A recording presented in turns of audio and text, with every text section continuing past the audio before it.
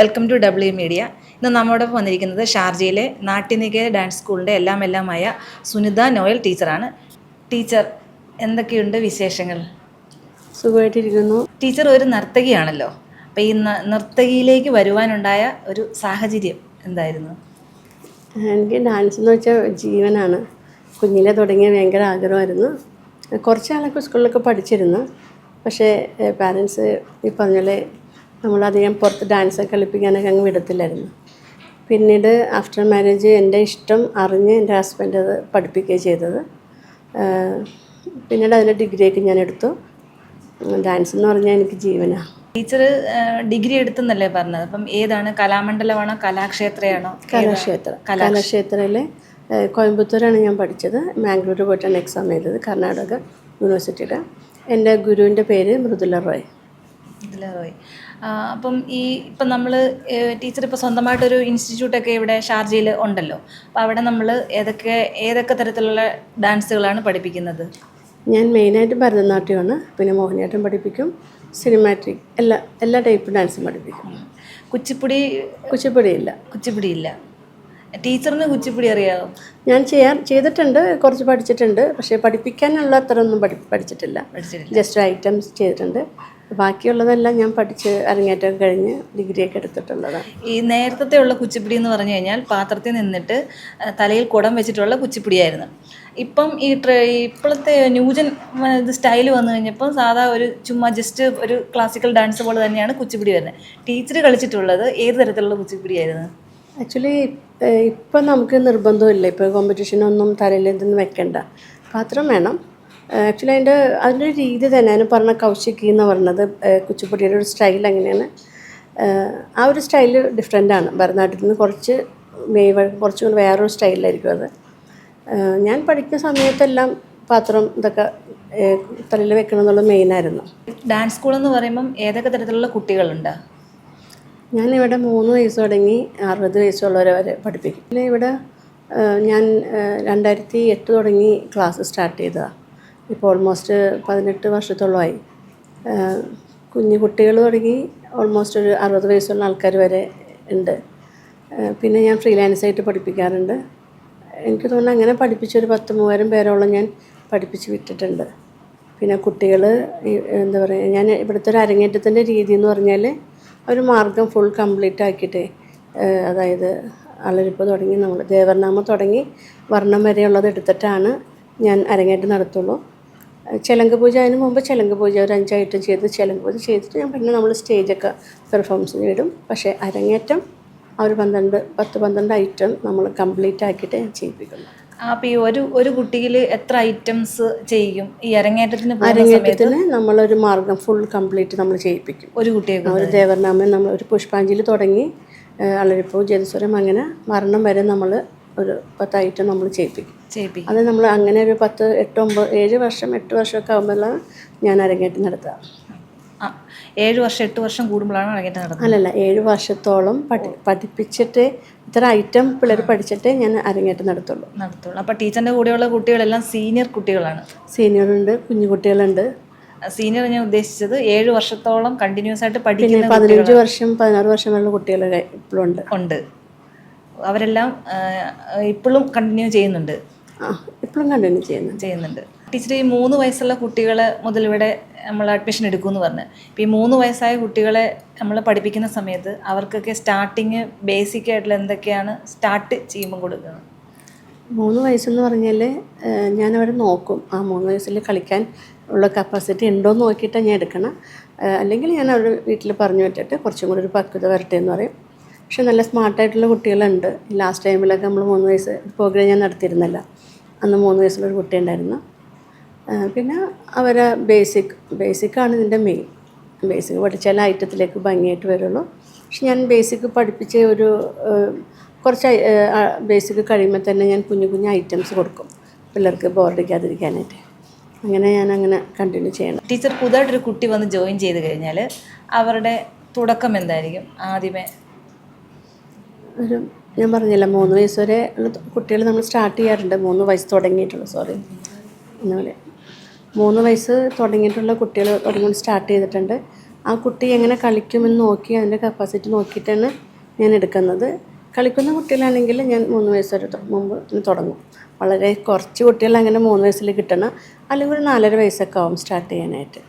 പിന്നെ നമ്മൾ ബേസിക് തുടങ്ങി ബേസിക് ഒരു കുറച്ച് കഴിയുമ്പോൾ തന്നെ ഞാൻ ഐറ്റത്തിലേക്ക് കയറും.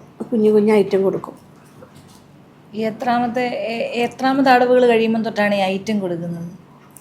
നാട്ടടവ്, തട്ടടവ് നമ്മൾ ആദ്യം ചെയ്യണം. തട്ടടവാണ്.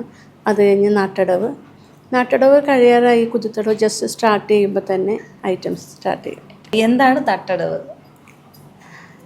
തട്ടടവ് മീൻസ് നമ്മൾ കാല് ലെഗ് മൂവ്മെൻറ്റ്സ് ആണ്. അത് ഓൺലി ലെഗ് മൂവ്മെൻറ്റ്സ് മാത്രമാണ്. തട്ട് മീൻസ് ആക്ച്വലി തമിഴ് അവിടെ നിന്നാണ് ഇത് വരുന്നത്. തട്ടടവ് അത് ഓൺലി കാല് മാത്രം നമ്മൾ ബോഡി കറക്റ്റാക്കി ഒരു നല്ലൊരു കറക്റ്റ് പോസ്റ്ററിൽ വെച്ചിട്ട് നമ്മൾ കാല് തട്ടുന്നതിനാണ് തട്ടടവെന്ന് പറയുന്നത്. നാട്ടടവ് അത് കൈയും കാലും ഒരുമിച്ച് എടുക്കുന്നതാണ്. അതിൻ്റെ കൂടെ എക്സ്പ്രഷൻ ജസ്റ്റ് സ്റ്റാർട്ട് ചെയ്യും. എക്സ്പ്രഷൻ മീൻസ് നല്ല വിടർന്ന് കണ്ണൊക്കെ വെച്ച് കൈ പോകുന്നിടത്തേക്ക് കണ്ണും അങ്ങനെയൊക്കെ തുടങ്ങി അതിൽ നമ്മൾ കൈയും കാലും ഒരുമിച്ചെടുക്കും. ടീച്ചർ പറഞ്ഞിരുന്നല്ലോ 3000-ഓളം കുട്ടികളെ ഇവിടുന്ന് പഠിപ്പിച്ച് വിട്ടിട്ടുണ്ട് എന്ന്. അപ്പോൾ ഈ പഠിപ്പിച്ച് വിട്ട കുട്ടികളിൽ എല്ലാവരും മറ്റുമൊന്നും അത് പ്രൊഫഷനാക്കി കാണണമെന്നില്ല. അതിൽ ആക്കിയിട്ടുള്ള കുട്ടികളുണ്ടോ? ടീച്ചറുമായിട്ട് ആരെങ്കിലും കോണ്ടാക്റ്റ് ഉണ്ടോ? പിന്നെ ഇപ്പോഴും കോണ്ടാക്റ്റുള്ള കുട്ടികളുണ്ട്. എവിടെ ചെന്നാലും അവർ ഓടി വരും ടീച്ചറെ എന്നൊക്കെ പറഞ്ഞ്. ചിലർ കല്യാണം കഴിച്ച് പോയവരുണ്ട്. പിന്നെ ചിലർ ഇത് പ്രൊഫഷനായിട്ട് എടുത്ത പിള്ളേരുണ്ട്. ഞാൻ 1-2 പേരെ ഇവിടെ തന്നെ ഉള്ളവരുണ്ട് പഠിപ്പിക്കുന്നത്. പിന്നെ ചില കുട്ടികളൊക്കെ റീൽസിലൊക്കെ ഓരോന്ന് ചെയ്ത് വരുമ്പോൾ ഭയങ്കര സന്തോഷം അത് കാണുമ്പോൾ. ടീച്ചർ അടുത്തിടെ ലാസിലെയും എന്ന് പറഞ്ഞ ഡാൻസിൻ്റെ ഒരു പ്രോഗ്രാം നടത്തിയിരുന്നു. അത് ഞാൻ ഒന്ന് പാർട്ടിസിപ്പേറ്റ് ചെയ്തിട്ടുണ്ടായിരുന്നു. വളരെ നല്ലൊരു പ്രോഗ്രാമായിരുന്നു. ഒത്തിരി കുട്ടികളുടെ ഡാൻസും കാര്യങ്ങളും എല്ലാം കണ്ട് എനിക്ക് വളരെ ഇഷ്ടപ്പെട്ട്. അപ്പോൾ അതിൻ്റെ പിന്നിൽ ഒത്തിരി എഫേർട്ട് എടുത്തിട്ടുണ്ടെന്നറിയാം. ടീച്ചറിന് അതിനുണ്ടായ ആ അനുഭവങ്ങളെക്കുറിച്ചൊക്കെ ഒന്ന് വിശദീകരിച്ച് പറയാം. നമ്മളൊരു വർഷത്തെ തയ്യാറെടുപ്പാണ് ലാസ്റ്റ് നമ്മൾ ആനുവൽ പ്രോഗ്രാമിൽ നടത്തുന്നത്. ശരിക്കും നല്ലോണം ഹാർഡ് വർക്ക് ചെയ്ത് അന്ന് കണ്ടല്ലോ ഓടി നടന്ന് ഞാനൊരു പരിവായി. പക്ഷേ അതിൻ്റെ റിസൾട്ട് നമ്മൾ കിട്ടുമ്പോൾ ഭയങ്കര ഹാപ്പിയാണ്. 100% എല്ലാവർക്കും ഇഷ്ടമായി. കുട്ടികളെല്ലാം ഭംഗിയായിട്ട് ചെയ്തു. അതാണ് ടീച്ചറിന് കിട്ടുന്ന ഏറ്റവും വലിയൊരു അവാർഡെന്ന് പറഞ്ഞത്. അതാണ് നമുക്ക് വേണ്ടത്. നമ്മുടെ സന്തോഷം അത് തന്നെയാണ്. അന്ന് എത്ര കുട്ടികളുടെ ആയിരുന്നു അരങ്ങേറ്റം നടന്നിരുന്നത്?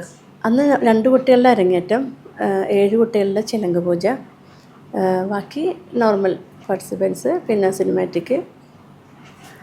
അന്നത്തെ പ്രോഗ്രാം ഞാൻ കണ്ടതിൽ വെച്ച് എനിക്ക് ഒത്തിരി ഇഷ്ടപ്പെട്ടു. കാരണം കുഞ്ഞു കുട്ടികൾ തൊട്ട് മുതിർന്ന സ്ത്രീകൾ വരെയുള്ള ആൾക്കാർ ഡാൻസ് ചെയ്യുന്നുണ്ടായിരുന്നു.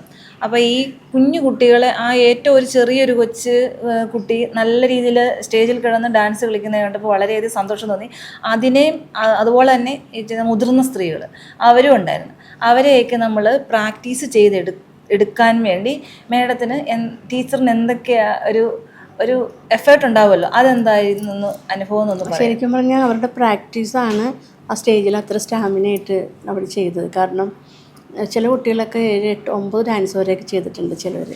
അവർ ഡെയിലി ഇവിടെ നമ്മൾ പ്രാക്ടീസ് 2-3 മണിക്കൂർ ഡെയിലി ക്ലാസ് ഉണ്ട്. മിക്കവാറും ഇവിടെ ഞാൻ ക്ലാസ് എടുക്കുമ്പോൾ 1 ക്ലാസ് 2 ക്ലാസ് ഒന്നല്ല, എല്ലാ 3-4 ദിവസം ഒക്കെ ഞാൻ ക്ലാസ് 2-3 മണിക്കൂറൊക്കെ കൊടുക്കും. ടൈം ലിമിറ്റൊന്നുമില്ല. എനിക്കങ്ങനെ അവർക്ക് കളിക്കുന്നത് ശരിയാണോന്ന് വരെ നോക്കിയാൽ തൃപ്തിയാവുന്നവരെ ഞാൻ പ്രാക്ടീസ് ചെയ്യിപ്പിക്കും. ആ ഒരു സ്റ്റാമിനയാണ് ശരിക്കും പറഞ്ഞാൽ സ്റ്റേജിൽ ആ കുട്ടികൾ അത്രയും ഇതായിട്ട് കളിക്കാൻ പറ്റിയത്. ഇവിടെ ക്ലാസ്സിന് വരുന്ന കുട്ടികൾ വീക്ക്ലി ആണോ അതോ വീക്ക്ലി ട്വൈസ് ആണോ അതോ വീക്ക്ലി വൺസ് ആണോ വരുന്നത്? വീക്ക്ലി 3 ഡേയ്സ് വരും. തേഴ്സ്ഡേ, ഫ്രൈഡേ, സാറ്റർഡേ അങ്ങനെയാണ് ക്ലാസ് വെച്ചേക്കുന്നത്. പക്ഷേ ചിലപ്പോൾ ഞാൻ അവർക്ക് എക്സ്ട്രാ ക്ലാസ്സുകൾ ഞാൻ കൊടുക്കാറുണ്ട്. എത്ര മണിക്കൂറാണ് വരുന്ന ക്ലാസ്? ഒരു 1.5 മണിക്കൂർ ഒരു ബാച്ചിന് 3-4 ബാച്ചായിട്ട് തിരിച്ചിട്ടാണ് ക്ലാസ് എടുക്കുന്നത്. ടീച്ചർ ഈ UAE ഒരുപാട് ഈ ഡാൻസിന് പാഷനുള്ള ലേഡീസാണെങ്കിലും ഉണ്ട്. അപ്പോൾ അവർക്ക് ചില നാട്ടിലെ സാഹചര്യത്തിൽ അവർക്ക് പഠിക്കാൻ പറ്റിയിട്ടുണ്ടായിട്ടില്ല. വീട്ടിലെ ഒത്തിരി സാഹചര്യങ്ങൾ കൊണ്ട് അവർക്ക് UAE ജോലിക്കൊക്കെ ആയിട്ട് വരേണ്ടതുണ്ട്. അപ്പോൾ അങ്ങനെയുള്ള കുട്ടികൾ വന്നു കഴിഞ്ഞാൽ ടീച്ചർ അതിനെ എങ്ങനെയാണ് അവർക്കുള്ള ക്ലാസ്സുകൾ കൊടുക്കുക? ആക്ച്വലി ഞാനിവിടെ ലേഡീസിനോട് പറയും, ഇഷ്ടംപോലെ ടെൻഷനും വീട്ടിലെ ജോലിയും, അവർക്ക് അവരുടേതായിട്ടുള്ളൊരു ജീവിതമില്ല. അവരിങ്ങനെ ആർക്കോ വേണ്ടി ജീവിക്കുന്ന പോലെ കുറേ പണികളും ഒക്കെ എടുത്ത് ഒരു ടെൻഷൻ കൂടിയാണ് അവർ ജോലി ചെയ്യുന്നത്. പക്ഷേ ഞാൻ എല്ലാവരോടും ഞാൻ പറയും, നിങ്ങളത് കൂടുതലും നമ്മൾ ഇറങ്ങി വരണം. ഇറങ്ങി വന്ന് നമുക്ക് ഇഷ്ടമുള്ളത് എന്താണ്, ഇപ്പോൾ ഡാൻസാണോ പാട്ടാണോ, നമുക്ക് ഇഷ്ടമുള്ളതൊക്കെ സെലക്ട് ചെയ്ത് നമുക്ക് വേണ്ടി ജീവിക്കണം. അത് അത്യാവശ്യമാണത്. പിന്നെ വേറൊരു ചോദിച്ചോട്ടെ, ഈ ഡാൻസ് നമ്മൾ കളിക്കുന്നത് നമ്മുടെ ശരീരത്തിനൊരു എക്സസൈസ് ആണെന്നാണ് പറയുന്നത്. പിന്നെ നമുക്ക് ഫ്ലെക്സിബിൾ ആവും, അങ്ങനെ അതിനുവേണ്ടി വരുന്ന സ്റ്റുഡൻസ് ഉണ്ടോ? ഈ മുതിർന്ന എക്സസൈസ് ചെയ്യാനായിട്ട് അങ്ങനെ വരുന്നവരുണ്ട്. പക്ഷേ അവർക്കൊക്കെ ഞാൻ ഡാൻസ് ഒരു പാഷനാക്കി കൊടുത്തിട്ടേ വിടുള്ളൂ. കാരണം അതിൻ്റെ ഒരു വാല്യൂ അറിയണം. നമ്മൾ എക്സസൈസ് മാത്രമല്ല, നമുക്ക് അതിൽ നിന്ന് കിട്ടുന്നൊരു സന്തോഷമുണ്ട്. നമുക്ക് എത്ര ടെൻഷൻ എന്തെങ്കിലും ഉണ്ടെങ്കിലും ഈ ഡാൻസ് ചെയ്യുമ്പോൾ നമുക്ക് കിട്ടുന്ന ഒരു സന്തോഷമുണ്ട്. അത് അവർക്കത് ഫീൽ ചെയ്യിപ്പിച്ച് കൊടുത്തിട്ട് ഞാൻ വിടാറുള്ളൂ. മാം ഒരു മൂവിയിൽ അഭിനയിച്ചതായിട്ട് കേട്ടായിരുന്നു, അതിനെക്കുറിച്ചൊക്കെ ഒന്ന് പറയാമോ? ആക്ച്വലി എൻ്റെ രണ്ടാമത്തെ മൂവിയാണ്. ഫസ്റ്റ് ഒരു ബോബി എന്നൊരു പടം ചെയ്തിരുന്നു, ചെറിയൊരു വേഷം. അതിനുശേഷം നമ്മുടെ കൃഷ്ണപ്രിയ മാമിൻ്റെ ആലി എന്ന പടത്തിൽ എനിക്ക് അഭിനയിക്കാനും പറ്റി. അതിനൊക്കെ കൂടുതൽ സന്തോഷം വന്നത് കൊറിയോഗ്രാഫി ചെയ്യാൻ പറ്റി. 3 സോങ് ഞാൻ ചെയ്തു. അതെനിക്കൊരു നല്ലൊരു എക്സ്പീരിയൻസ് ആയിരുന്നു. ടീച്ചറിൻ്റെ മോളും അതിനകത്ത് അഭിനയിച്ചിട്ടുണ്ടായിരുന്നല്ലോ. മോളും ചെയ്തിരുന്നു. അവളും ദൈവത്തിൻ്റെ അനുഗ്രഹമുള്ളൊരു കുട്ടിയാണ്, നല്ലോണം ഡാൻസ് ചെയ്യുകയുള്ളു. എൻ്റെ മോള് ആക്ച്വലി ഡൗൺ സിൻഡ്രോം കുട്ടിയാണ്. ഞാൻ അങ്ങനത്തെ കുട്ടികൾക്കും ക്ലാസ് എടുക്കാറുണ്ട്. കാരണം എൻ്റെ മോള് ഇവിടെയുള്ള കുറേ ഇങ്ങനത്തെ കുട്ടികൾക്ക് ഒരു മാതൃകയാണ്. കാരണം ഇവളെ കണ്ടിട്ട് എൻ്റെ അമ്മമാർ പറയും, ഇവളെ ഡാൻസ് കാണുമ്പോൾ അവർ പറയും, ശരിക്കും ടീച്ചറിൻ്റെ മോളെ കാണുമ്പോൾ ഞങ്ങൾക്കൊരു പ്രതീക്ഷ ഞങ്ങളുടെ മക്കൾക്കും അതുപോലെ ആകാൻ പറ്റുമെന്നുള്ളത്. അതുകൊണ്ട് ഞാൻ അങ്ങനത്തെ കുട്ടികൾക്കൊക്കെ ഞാൻ ക്ലാസ് എടുക്കാറുണ്ട്. അതിന് കുറച്ച് ക്ഷമയൊക്കെ വേണമെങ്കിലും ആ ക്ഷമ ദൈവം തന്നിട്ടുണ്ട്. ഞാനങ്ങനെ അവൾക്ക് വേണ്ടി ക്ലാസ് എടുക്കാറുണ്ട്. എൻ്റെ മോൾ ഈ പറഞ്ഞ കോമഡി ഉത്സവം അങ്ങനെ പല സ്ഥലത്തും നല്ല നല്ല വേദിയിലൊക്കെ അവൾക്ക് ഡാൻസ് ചെയ്യാനായിട്ട് സാധിച്ചിട്ടുണ്ട്. ടീച്ചർ 2 സിനിമകളിൽ അഭിനയിച്ചെന്ന് പറഞ്ഞു. ഇതിനകത്ത് 2ലും ഏതൊക്കെ റോളുകളാണ് ചെയ്തിട്ടുള്ളത്? ഫസ്റ്റത്തെ മൂവി ബോബി, അതിൽ മിയയും പിന്നെ മണിയമ്പിള്ള രാജുവിൻ്റെ മോൻ നീരജായിരുന്നു. അവരുടെ വീടിൻ്റെ അടുത്ത് താമസിക്കുന്ന ഒരു കുശുമ്പായിട്ടുള്ളൊരു ലേഡിയായിട്ടാണ് അന്ന് അഭിനയിച്ചത്. ഇവരുടെ പുറകെ എന്നുള്ളത് ഇവരുടെ കുറ്റങ്ങൾ കണ്ടുപിടിക്കുക എന്നുള്ളത്. പിന്നീട് ഞാൻ ഇപ്പോൾ അഭിനയിച്ചത് എനിക്ക് ഇഷ്ടപ്പെട്ട ഡാൻസ് തന്നെ ചെയ്യാൻ പറ്റിയതുകൊണ്ട് ഒരു പാട്ട് എനിക്കങ്ങനെ ചെയ്യാൻ പറ്റി. പിന്നെ 3 പാട്ട് ഞാൻ പറഞ്ഞില്ലേ കൊറിയോഗ്രാഫി ചെയ്യാൻ പറ്റി. അതെൻ്റെ ഒരു നല്ലൊരു എക്സ്പീരിയൻസ് ആയിരുന്നു. ടീച്ചർ ഒരു പാട്ട് എഴുതായിട്ട് കേട്ടായിരുന്നു. ആ പാട്ട് എഴുതാനുണ്ടായ ഒരു സാഹചര്യം എന്തായിരുന്നു? പാട്ട് ഈ പറഞ്ഞ ഫസ്റ്റ് ടൈം എഴുതിയതാണ്. എൻ്റെ അമ്മച്ചി മരിച്ചിരിക്കുന്ന സമയമായിരുന്നു. അപ്പച്ചനും അമ്മച്ചിയും അനിയത്തിയൊക്കെ കാനഡയിലാണ്. അപ്പോൾ എനിക്കൊട്ട് ഒരു അമ്മച്ചി മരിച്ച സമയത്ത് എനിക്ക് കാണാനൊന്നും പറ്റിയില്ല അവരെ എനിക്ക് അങ്ങോട്ട് പോയി കാണാനായിട്ടുള്ളൊരു അവസ്ഥയിലായിരുന്നില്ല. അപ്പോൾ അവിടെയൊക്കെ ഒരാഴ്ച കഴിയുമ്പോൾ ഒരു ഫ്യൂണറൽ വെക്കുള്ളൂ. അപ്പോൾ ആ 1 വീക്ക് എനിക്ക് വല്ലാത്തൊരു മാനസികാവസ്ഥയിലായിരുന്നു. അപ്പോൾ ഇവിടെ ഞാൻ കരഞ്ഞാൽ അപ്പോഴേക്കും ഇവരൊക്കെ ഓടി വരും, കരയില്ലെന്നും പറഞ്ഞ്. അപ്പോൾ എൻ്റെ ഉള്ളിൽ ആ സങ്കടം അങ്ങനെ നിന്ന്. പിന്നെ ഞാൻ പെട്ടെന്ന് അങ്ങനെ വരികൾ എഴുതുക ചെയ്തത്. ഒരു 5 മിനിറ്റ് കൊണ്ട് ഞാൻ ആ വരികളെല്ലാം എഴുതി. നമ്മുടെ കൃഷ്ണപ്രിയ മാമാണ് അതിൻ്റെ മ്യൂസിക് ചെയ്തത്. അത് ഇറക്കിയിരുന്നു എൻ്റേത്. ശരിക്കും അതൊരു അമ്മച്ചിയുടെ അപ്പച്ചൻ്റെയൊക്കെ ഒരു ഓർമ്മ തരുന്ന ഒരു പാട്ടാണ്. ദൈവത്തിന് വേണ്ടി പാടിയത്. ആക്ച്വലി അത് ക്രിസ്ത്യൻ സോങ് ആയിരുന്നു. അത് ടീച്ചർ കൊറിയോഗ്രാഫി ചെയ്തിട്ടുണ്ടെന്ന് പറഞ്ഞില്ലേ, കൊറിയോഗ്രാഫറാണെന്ന് പറഞ്ഞു. അപ്പോൾ അന്ന് ആ ഫിലിമിൽ ചെയ്തതല്ലാതെ വേറെ എവിടെയെങ്കിലും കൊറിയോഗ്രാഫറായിട്ട് പോയിട്ടുണ്ടോ? ഞാൻ ഫ്രീലാൻസായിട്ട് ചെയ്യുന്നുണ്ട്. നമ്മുടെ മലയാളി സമാജം, ശക്തി, സാരഥി, അങ്ങനെ പറഞ്ഞാൽ കുറേ ടീമുകളുണ്ട്. അവർക്കൊക്കെ വേണ്ടി എല്ലാ വർഷവും ഒരു പുതിയ സോങ്, അവരുടെ തീം സോങ്ങും പിന്നെ എന്തെങ്കിലും നമ്മളൊരു തീം സെലക്ട് ചെയ്തിട്ടൊക്കെ ഞാൻ ചെയ്യാറുണ്ട്. ഇപ്പം ലാസ്റ്റ് ടൈമിൽ നമ്മുടെ അതിനകത്ത് സ്ത്രീകൾക്കെതിരായിട്ടുള്ള അതാണ് ചെയ്തത്. നെക്സ്റ്റ് അതുപോലെ തന്നെ എന്തെങ്കിലും ഒരു മയക്കുമരുന്നിനെതിരായിട്ട് അങ്ങനെ എന്തെങ്കിലും ഉള്ളൊരു ഞാൻ തീം പ്ലാൻ ചെയ്യണം. സ്പെഷ്യൽ നീഡ്സ് കുട്ടികൾക്ക് വേണ്ടി എന്താണ് ചെയ്യാൻ ഉദ്ദേശിക്കുന്നത്? അവരെ ശരിക്കും പറഞ്ഞാൽ അവർക്ക് പാട്ട്, ഡാൻസൊക്കെ അവരുടെ ബുദ്ധിവികാസത്തിന് കൂടുതൽ ഗുണം ചെയ്യും. ഒന്നുകിൽ പാട്ട് അല്ലെങ്കിൽ ഡാൻസ്. അപ്പോൾ എനിക്ക് പറ്റുന്നത് പാട്ടല്ല, ഡാൻസ്. എനിക്ക് ചെയ്യാൻ പറ്റുന്നത് ഡാൻസാണ്. അതുകൊണ്ട് ഞാൻ അവർക്ക് വേണ്ടി അത് ചെയ്തും അവർക്ക് എന്തെങ്കിലും ഒരു ഇമ്പ്രൂവ്മെൻറ്റ് എന്തെങ്കിലും വരാനായിട്ടുള്ളതൊക്കെ ട്രൈ ചെയ്യുന്നു. എൻ്റെ മോള് അതിനൊരു ഉദാഹരണമാണ്. ഞാൻ എൻ്റെ മോളെ വിളിക്കാം. വാ.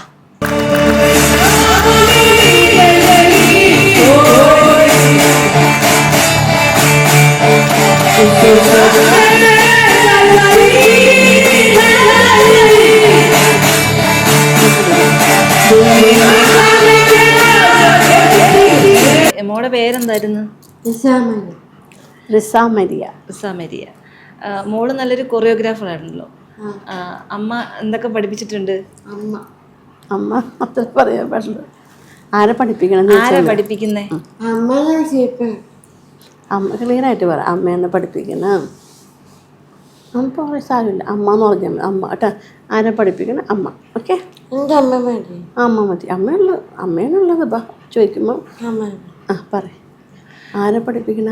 അമ്മ. ഓക്കെ, അവിടെ പറഞ്ഞു ചോദിച്ചോ. ആരാ പഠിപ്പിക്കുന്നേ?